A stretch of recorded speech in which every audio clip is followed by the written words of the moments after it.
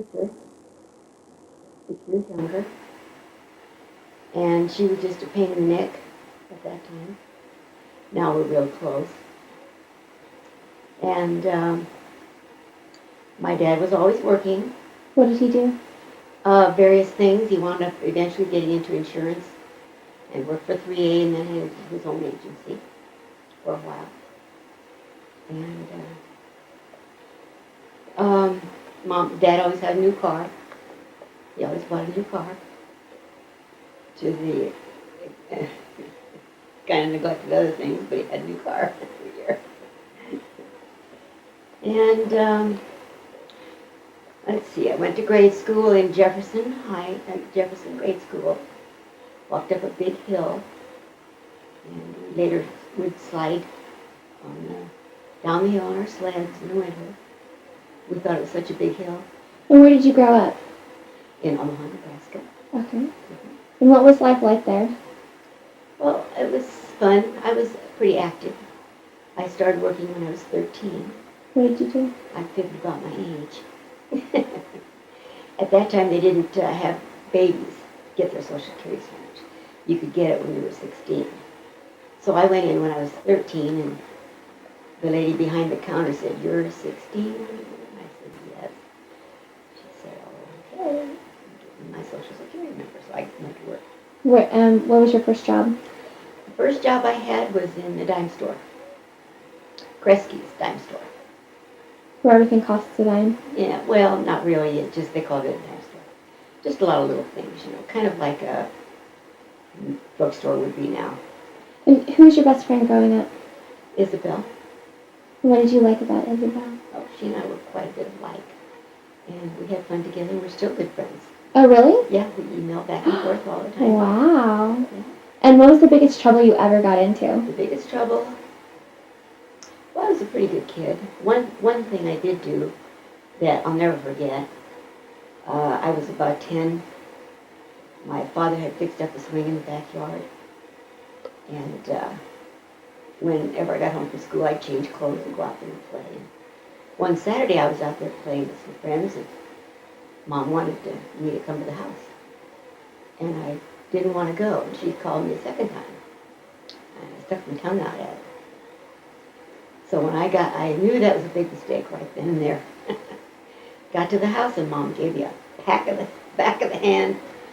And I'll never forget that. I never, ever sassed Mom or stuck my tongue out again. And how did they discipline you? Did you get time out or spankings or? No, I didn't get the spankings. belt? Through high school, I forfeited some privileges, that sort of thing. If I was out too late, I'd be grounded for a week. And it worked pretty well. Okay. Well, the first person that kissed me, Cook, and I was in the 7th grade. Was he cute? Oh, was he cute. Did all the girls like him? Blonde hair, yeah, he was the cutest kid in the school. Blonde hair, really cute. And he kissed me and surprised me. And took off running. I guess he's. Did that happen a lot? No, just once at school. He just probably was dared to do it. And I got along pretty good in grade school. I was elected the fire chief, fire guard, or whatever you call them, fire patrol person. And then into high school, I entered high school when I was 13 and graduated when I was 16. And excuse me. And after school, I worked at first a dime store and then a Walgreens drugstore, which this particular drugstore had served meals, not just sodas and stuff. They served meals. So they used to call me Hoppy because I moved around so fast. That was my nickname through high school. Did you do it on skates? No. No, I didn't. And what we did for fun was we'd go bowling, go to movies, drive out to the lake there in Omaha. Good, clean fun? Yeah, really was. And trying to think of any time I got in trouble. Didn't happen in Nebraska. It happened out here after I came to California. What were your parents like? Well, Mom was real smart. She could take a dress, cut it down, and if I saw a dress in the shop window at town, she would say, draw a picture of it, and I'll try to make it. And she did. She was very, very clever that way. So I had, not a lot of clothes, but the ones I had were pretty cute. Did she know how to cook? Yeah, she was a pretty good cook. Do you know how to cook? Not very well, I don't like it. I can, but I don't like cooking. Furthermore, Don does most of it. Okay, and what about your dad? What was he like? Oh, well, he was a nice dad, not too tough. I would think Mom was more the disciplinarian. But he was very kind-hearted. He always had a nice yard and a clean car. Do you have any vivid memories about him? Special times that you guys had? Well, I got close to him the older I became. In grade school, he was usually working during the day whenever they had school activities, but my mom would go. And that's about it. Okay. When it comes to marriage and love, I think the best thing you can do is learn to compromise. And personally, I think it's better if the man loves the woman a little more, because he tends to spoil her. And I met your Grandpa Sargeant when I was in high school.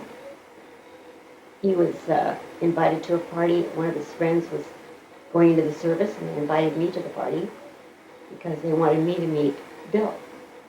So that's where I met him. Is that Grandpa? Grandpa. Mm-hmm. Grandpa Sargeant.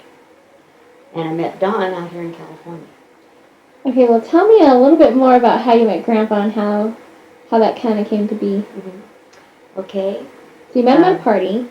Yeah, I had a girlfriend, and this girlfriend had a boyfriend who was Clayton, and his best friend when he was a child was Bill Sargeant.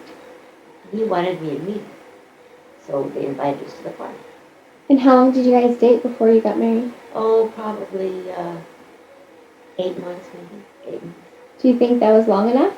Yeah, for us it was. Yeah, I think so. And so then you got married. Mm-hmm. How's married life for you? It was interesting and fun. It's interesting. Yeah. How was it interesting? What did you learn? What did you expect that it wasn't, and then it wasn't like it at all? I really didn't have any expectations. I didn't think about that, really. We just, whatever needed to be done, we did. When we were broke, we just tightened the belt a little tighter. We had a little money, we would have more fun. And are there any do's and don'ts that you would recommend to young couples? Well, just learn to know each other quite a bit before you take the plunge. Learn to know each other's characteristics and how you react in certain circumstances. Every circumstance that you can put them through, I think you should put them through. To torture them before you marry them? To see how they react and if they come out on top, a winner. I always had fun being a parent. I loved it. My family was in a group of 2. We had 2 girls, and then 5 years later we had a girl and a boy. And that was a nice way to have them because the older kids helped with the little ones. And do these children have names? Yes, they do. The oldest girl is Lena, and Diane is 2nd, Terry is 3rd, and Billy is the baby.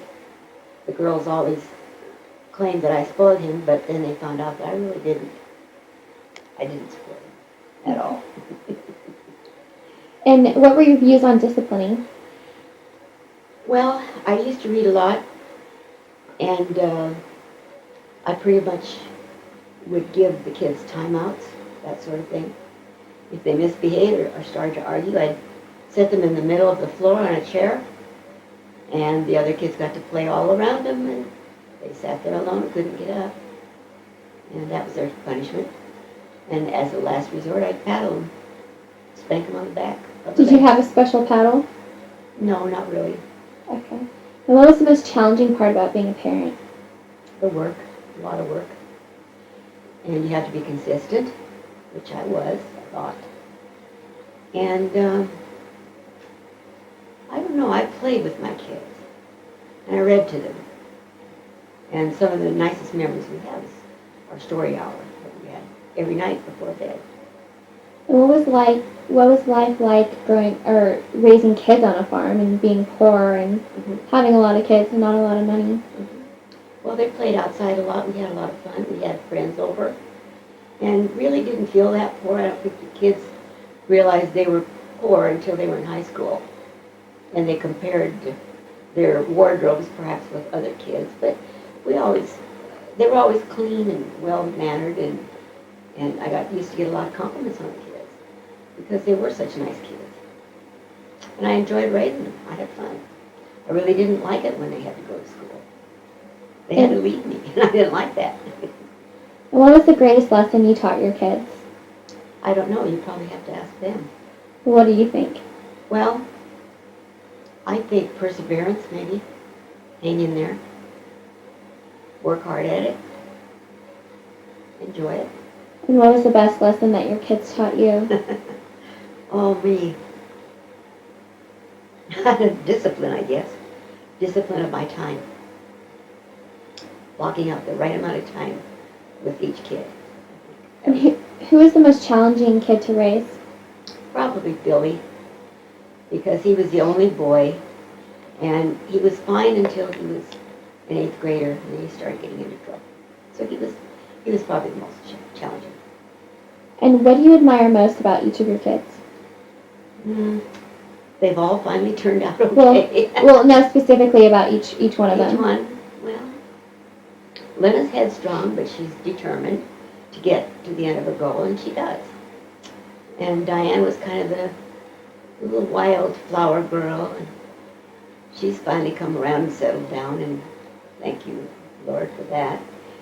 And Terry was very goal-oriented also in school, got through. I was proud of my 2 girls that went to school and paid off their own school loans, and I was real proud of her for that. And with Billy, he's learned lessons the hard way all of his life, but he's finally come out. But he's learned them. Yeah, he has. He's learned them. Okay. Well, there's email, for one thing, which is fun. And, I don't know, just talking to the kids. Get to know them better. And I enjoy them still. Enjoy them a lot.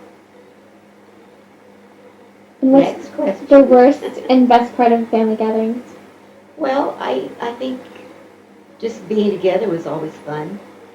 And as the kids got older, they enjoyed being together more. And sometimes our lives take different turns. We have to make new traditions, but it'll all come out in the wash. Okay, and what is your relationship like with your sister? Real close now. When she was little, she was just a little tag along. I didn't care much for her. However, I didn't have to babysit her. Mom took care of that part. But we're very close now. And what about with your kids? How's your relationship with your kids? I'm pretty close to all of them. Yeah. And are you content with how your relationships are? Is there anything that you'd want different? I think it's fine. And if we do have problems, they'll work themselves out. My kids will rise to the challenge, I think. That's great confidence you have. Yes. I had a surprise party one time, birthday party. Don gave it to me, and I had given him a couple of surprise parties and told him you could never catch me. But he did. It surprised me. And that was kind of fun and made me embarrassed that the fact that he didn't, I didn't catch on. So that was fun. And we have a lot of music friends. They play musical instruments and get together. So we have a lot of get-togethers like that. And of course, family gatherings I always enjoy. And what was the most favorite place you've ever traveled to and why? Well, I like to travel to Mexico where it's nice and warm.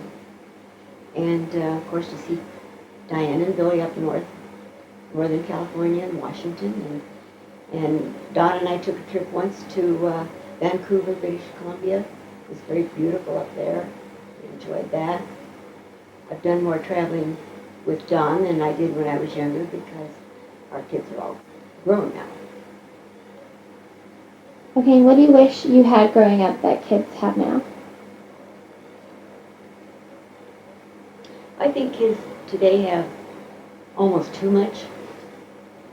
They've come to expect a lot, and when those expectations are not lived up to, I think it's very disappointing. We learned that life is not always fair, and life is something you learn to roll with the punches. And I think young people today lack that, which is bad.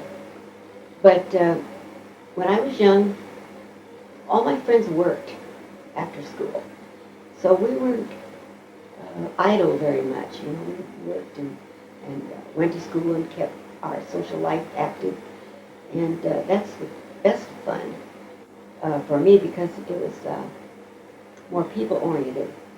Now kids have computers, which are wonderful, but they tend sometimes to isolate people.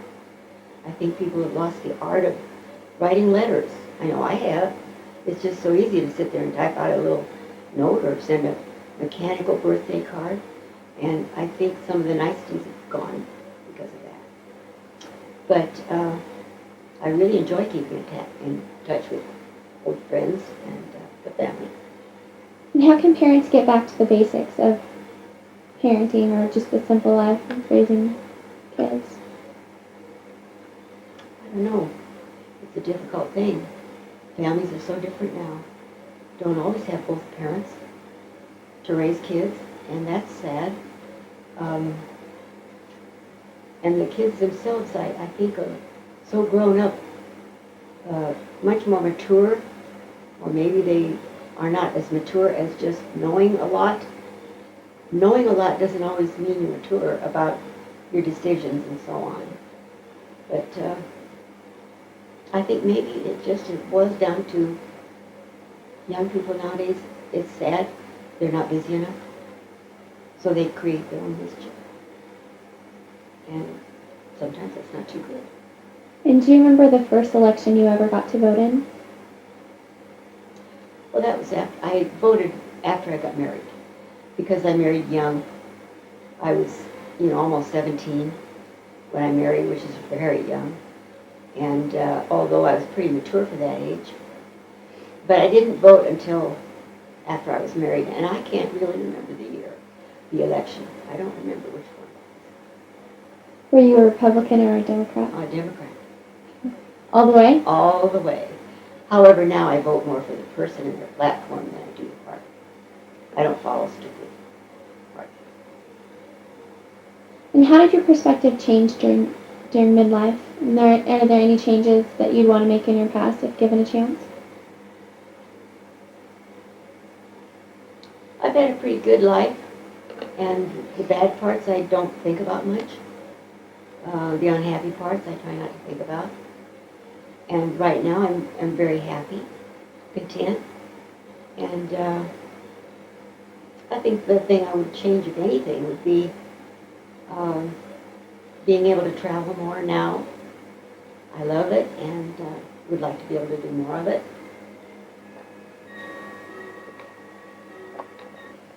I realized I became a woman when I grew into it. I think motherhood was a real shocker, but fun. And I rose to the challenge of that, I think. And that's when I really knew that I was a lady, a woman. Do you think that people or women have to become a mother in order to grasp womanhood? No, they don't have to become a mother to realize they're an adult. I think now women are in the workplace more, and they realize their independence much more than I ever did, even though I did work. And I think any young woman needs to know how to take care of herself more now than ever. It's good to have something to support yourself if you need to, because relationships don't always work out. And I just think it's better if a woman can be independent that way. I think if I had any advice to give young people now would be to, as far as their relationships with others, would be to be strictly honest and don't play games with people. Just tell them exactly how you feel, and it doesn't have to be anything other than kind. And life is not always what we think it will be. Be ready to roll with the punch. I wish now I had gone to college. I would have enjoyed it, I think. That's probably the one thing that I would have done differently if I could. Would go to college, and kind of wanted to be a librarian when I was a young girl. And my dad thought I didn't need college because most women did get married early, and I wound up doing the very thing. But if I'd known better, I think I would have pushed for college so that I could have had a profession. And that would have been good. And I think young women nowadays are doing that. Do you think you would have waited to get married? I probably would have waited to get married till I was a little older, a little smarter.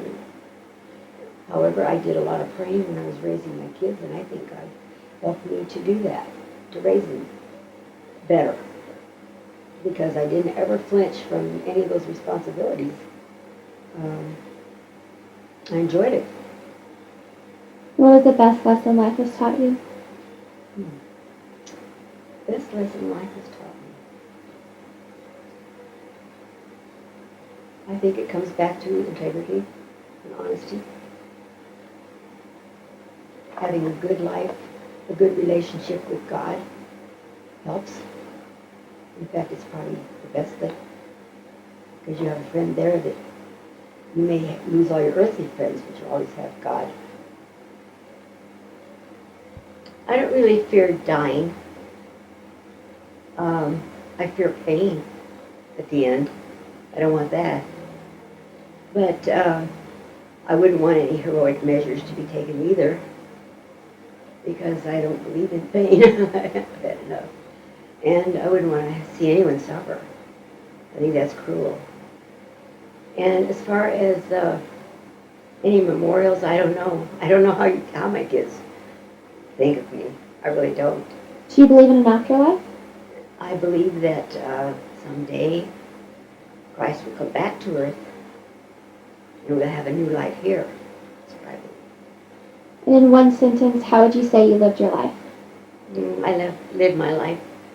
Excuse me. I have lived my life as good as I knew how. When you know better, I think you do better.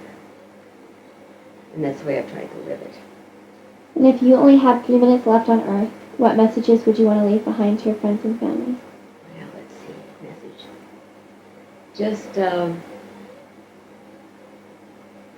get close to God. Be ready. That's about it. And what do you want to be remembered for? I don't know. Maybe a sense of humor. Do you have a sense of humor? I don't know. You have to dig for it sometimes, but it's really there under the surface. I think it might erupt from now on. What else do you want to be remembered for? Oh, I don't know. It's just, I don't know how people view me even now. I don't know. How do you view yourself? Oh, I think I've done about as good as I could do under all my circumstances that I've had to go through. I think I've done fairly well. I'm not ashamed of anything I've done. And how do you want your family to honor your life and your memory after you're gone, when they miss you? Well, people can plant a tree and name it Dottie. And that's how they can feel close to you? Yes, that's how they can feel close to me. Okay. A number of them.